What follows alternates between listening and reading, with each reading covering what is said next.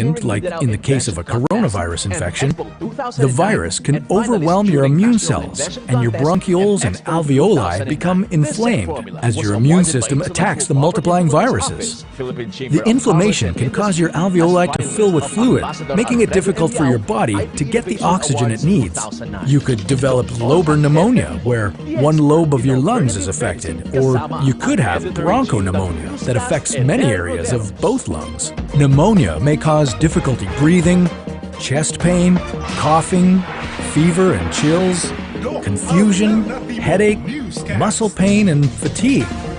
It can also lead to more serious complications. Respiratory failure occurs when your breathing becomes so difficult that you need a machine called a ventilator to help you breathe. These are the machines that save lives and that medical device companies currently ramp up production for.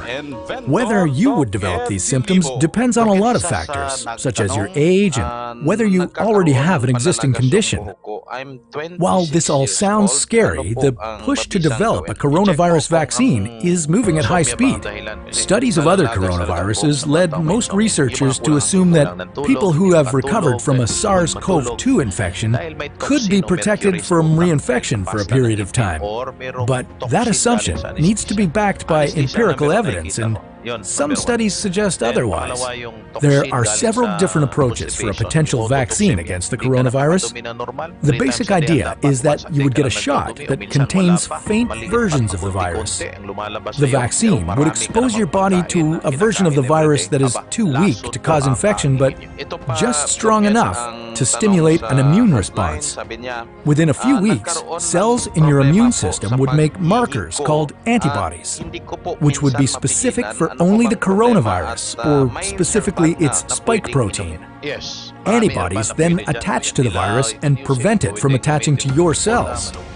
Your immune system then responds to signals from the antibodies by consuming and destroying the clumps of viruses. If you then catch the real virus at a later stage, your body would recognize it and destroy it. In other words, your immune system is now primed. Collecting evidence on whether this will be possible, safe, and effective is part of what's taking researchers so long to develop a vaccine. It's a race against time to develop a vaccine amid a pandemic. Each step in vaccine development usually takes months, if not years. An Ebola vaccine broke records by being ready in 5 years. The hope here is to develop one for the new coronavirus in a record-breaking 12 to 18 months. While all of this will take time, stay home if you can, to protect the most vulnerable. And don't forget to wash your hands for at least 20 seconds and as often as possible. This video was a collaboration between Nucleus Medical Media and the What If channel, where we usually dive into hypothetical scenarios about the human body, humanity, our planet, and the cosmos. Check out our channel by visiting the link in the description below. Para mas pag na-spark natin yung capacity ng katawan to heal by its own, mas mabilis pong nagagamit itong herbal formulation, mga herbs na aking binanggit kanina. Kailangan lang pong tumama tayo sa tamang timing. Huwag unahin yung herbs na hindi naman talaga dapat uunahin kung prostate enlargement ang problema o heart enlargement ang problema o meron po kayong toxicity sa utak o even any parts of the body. May nagtanong, Doc Ed, anong pwedeng inumin para sa hyperacidity ko? Tubig, no, na may fulvic minerals, activated charcoal. Mabilis po ang responses nito. However, babalik at babalik yung hyperacidity mo kung hindi pa rin nagbago ang sequence ng pagkain. Tulad ng breakfast mo ay rice at ulam. Maling sequence po ito dahil ang breakfast ay period ng elimination. Kung napapansin nyo, period yan ng pagdumi. Kaya tubig ang kailangan para tulong lilinis ng katawan. Pero ang itinuro ng teacher sa paralan, kailangan kumain ng rice sa breakfast. Hindi po tama na timing yun. Sa morning, kailangan natin ng maraming tubig para mapigilan natin ang acidity at ang constipation. So una yan, no? Iilan lang yan sa mga bagay na isinulat sa ating libro, Chifidel, A Coaching on Holistic Healing. At kailangang ma-enlighten po ang bawat isa sa atin. Kasi marami na pong biktima sa misinformation na breakfast talaga ang pinaka-importanting pagkain. Kapag napapansin po ninyo, ang mga taong malimit may sakit, sila po'y sumusunod po sa pagtuturong yan. Pero tingnan po ninyo, sino po ang umani ng mga sakit? Sila. Dahil wrong timing po yan. Ano po ba ang tamang timing? Sa umaga. Sa umaga po, timing ang tubig dahil elimination time yan. Nandiyan po ang period ng pag-ihit, pagdudumi. Kaya po ginigising tayo sa mga period na ito. Kaya tubig ang kailangan at hindi dapat rice. Kapag rice ang kinain po ninyo, pagmuya nyo pa lang, ang utak ay nagbibigay na ng signal doon sa stomach na maghanda ng hydrochloric acid. Kaya naging acidic po kayo. So kung tubig po na may fulvic minerals ang unang ininom, hindi po nakapagbigay kaagad ng signal ang utak dahil hindi po kayo ngumunguya. Automatically, tubig ang pupunta doon sa stomach. Alkaline po ito dahil fulvic minerals nga ang kasabay, wala na po kayong acidity. Yan ang tuloy-tuloy nyong gagawin at kapag nasanay ang stomach po ninyo, malakas pa kayo kaysa doon sa kumakain ng breakfast, ng rice, ng any bread sa breakfast time. Dahil ang katawan natin ay nasa tamang timing, tamang material, ang dami ng tamang tubig ay nandoon po sa ating katawan. Isa sa nagtanong, Doc Ed, gaano ka delikado yung anesthesia sa kalusugan dahil nagkaroon po ako ng anesthesia at ano po yung dapat gawin? Una, i-define muna natin ang anesthesia. No? Anesthesia means you have to really forget the pain. And the chemical na nandyan basically is mercury. Or dati kasi tinatawag yung longevity material elixir for longevity. But later on na-discover na ang content na yan, the mercury and other chemicals like the sulfur, the silver, are basically the one who poison the brain cells, yung neurons. Yan, tanda natin yan. Ang epekto is makakalimutin. Ang iba may memory loss plus yung sleeplessness o yung insomnia. Mahina ang katawan, madali mapagod. No? Dahil chemical yan. May needle and pin sensation sa kamay at paa. Pabigat ang kamay. Ang iba, kung sobra ang anesthesia, tatamaan pati ang kanilang paa. No? Nangingitim. At malimit, merong early diabetes. Bata pa, may diabetes na mahina ng katawan. Epekto ng chemical yan. Nangingitim yung balat, ng iba tinamaan pati kidneys, depression, no? Yung irritability talaga. Isa sa contributory factor, yung chemical na sumira sa neurons ng utak. Yan ang nagiging sanhi ng irritability. Kasi yung tinatawag nating synapses ng neurons, yung electrical connections ng bawat selula ay hindi po mabilis dahil nga chemical ang mercury na yan. Puso magpapalpitate, may ischemia, no? Para bang may bara, may tumutusok sapagkat overwork ang puso kapag may heavy metals ang dugo. Ang mercury kasi pag dumaan sa paa, hindi siya kaagad naiakyat kasi mabigat. Kaya ang puso ang nahihirapan. Malimit kapag may mercury, may anesthesia, tinatamaan ang kanilang heart. Tinatamaan pati ang kanilang kidneys, no? At may symptoms of diabetes. So ano dapat gagawin? Obviously, hindi mo ito nararamdaman hanggat hindi umabot ng 10 years yung anesthesia sa dugo. So kapag nandun ka na sa stage na yan, dyan mo pa nararamdaman, medyo maraming vitamin C intravenous ang inyong kailangan. Yung vitamin C na natural ay ligtas para sa kahit sino mang merong anesthesia. Meaning, ang vitamin C na yan via biochemical process, inilalabas yung toxin sa pag-ihi, pagpapawis naturally. No? Hindi po kailan labhan yung dugo mo para mailabas yung lason. Wala pong ganun, si Pedel. Natural po malimit ang process kung paano ito ilalabas. At tested po natin na kaya pong gawin ito using our natural formula. Right combination with the right spirit, we call it the psychotherapy. Kung saan, RTCP ang tawag nito because it rejuvenates with our treatment, no, rejuvenation treatment and reprogramming using our coaching strategies. Hindi po basta-bastang pagtuturo, coaching po talaga. Merong installation method ng bagong belief system, realignment ng bagong values at pagbabago ng strategiya para hindi po kayo laging irritable at marunong kayo mag-manage ng inyong vibration, o we call it the frequency ng swerte ng buhay. Kasi meron talaga yan. Yung swerte, enerhiya yan. Sa quantum physics, ang energy na yan ay nag-a-attract ng swerte o blessings. Kaya papansinin nyo, magbabago ang buhay sa RTCP. Napakarami ng mga patunay niyan. Dito kapag ginagabayan po tayo ni multi-awarded inventor Doc Ed Delibo para sa kagalingan dyan sa iniinda po ninyong karamdaman. Kaya napaka-importante na masundan ang ginagabay sa atin. Narito po ang isa sa sumunod dito sa Doc Alternativo Rejuvenation Treatment and Coaching Program, Vitamin C IV at Cleansing Formula. Pakinggan natin ang kanyang testimonya. Ako po si Leti Lacanlale. Ako po ay 68 years old at may tumor po ako sa kidney left dati. Inoperahan po siya noong 2017. Tapos, after 2 years, 2019, ng February, nag-check ulit ako, tumubo ulit siya dito sa urinary bladder ko. So, meron din akong tumor sa urinary bladder. Ngayon, 2 beses po akong sa Western Doctor, sa Kidney Center po, 2 beses akong pinascrape kasi naalis nila yung tumor sa bladder. Ngayon po, sabi ko, bakit ganon? Panay ang scrape, panay ang punta ko sa hospital, panay ang bayad ko ng malalaki.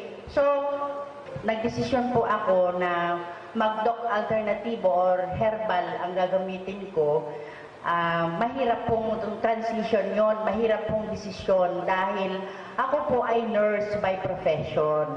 So noong September 2019, nagpunta po kami sa Davao. Doon po kami nag-cleansing, doon po kami nag-detox.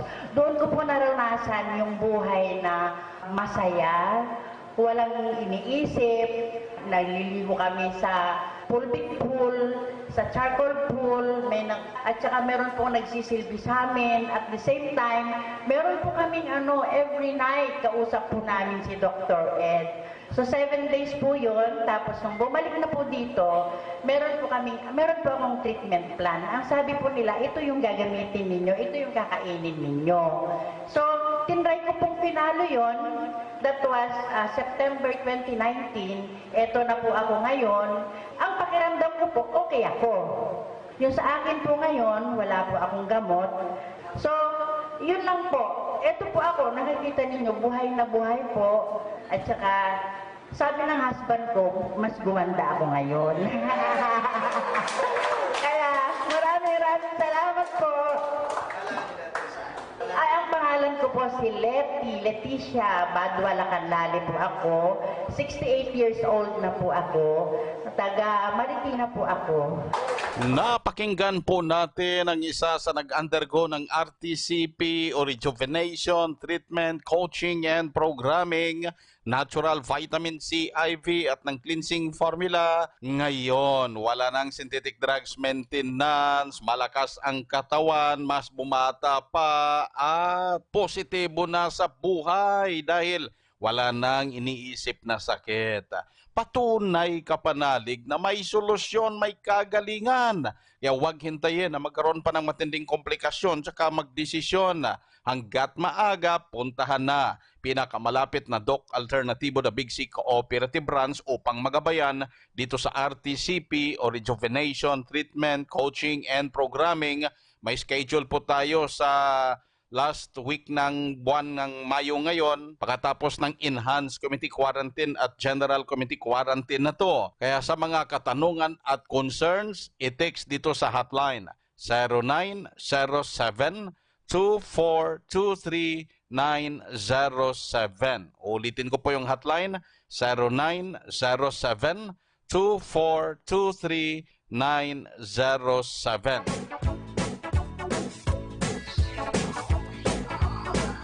Kapanalig, kakuop dahil limitado ang oras dito sa palatuntunan sa radyo dahilan na may limitasyon din po ang talakayan natin kasama ang founder ng Doc Alternativo, chairman ng The Big C Cooperative, inventor Doc Ed Dilibo na siyang gumagabay sa atin para sa natural na lunas dyan sa iniindang karamdaman.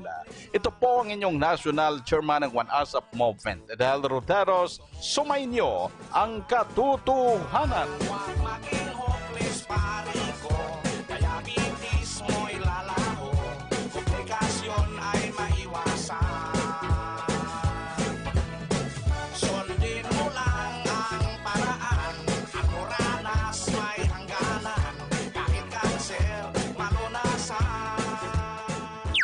Doc Alternatibo para sa natural na lunas. Epektibo! Epektibo, Jud!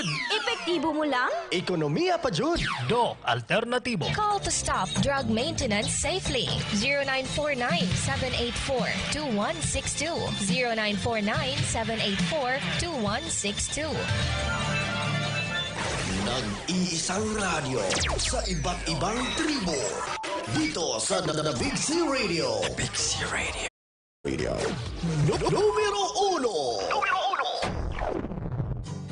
Ang ating kape, mixed and herbal Ang coffee. cinnamon powder na ginamit ko bilang ingredients ng mixed and herbal coffee ay nakakatulong upang mapigilan ang type 2 diabetes, pag-control sa bad cholesterol ng dugo at hypertension. Ating kape, mixed and herbal coffee. Ang kape mo ba'y tama? Baka nakakasama. Mag-ingat ka sa may white sugar, trans fat, non-dairy coffee creamer na may hydrogenated oil dahil ang mga ito'y nagiging sanhi ng mga sakit. Mag-mixed and herbal coffee na. Gawa mula sa piling natural na sangkap gaya ng natural coffee, corn coffee, spirulina powder, tongkat ali powder, fulvic mineral powder, cinnamon powder, turmeric powder, cocoa sugar, whole wheat germ powder at mangosteen powder. Mag-mixed and herbal coffee na. Gawing habit ang mixed and. Nahihirapan ka bang makatulog dahil may insomnia ka? Mag-Dogcaf Mixed and Herbal Coffee na! Kaping kakaiba ba ang hanap mo?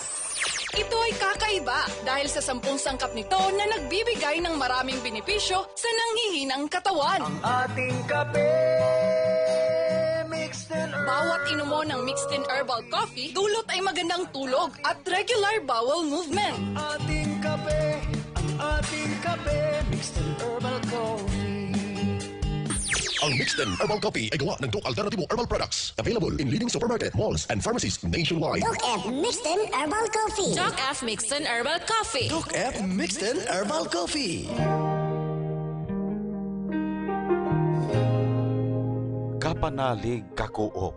Sa gitna ng krisis, matapos ang public health emergency sa bansa dulot ng COVID-19 pandemic, panalangin po namin ang kaligtasan ng bawat isa laban sa virus sapagkat hanggang ngayon wala pang gamot o bakuna na nadiskubre ang Department of Health. Ganon din ang World Health Organization laban sa COVID-19.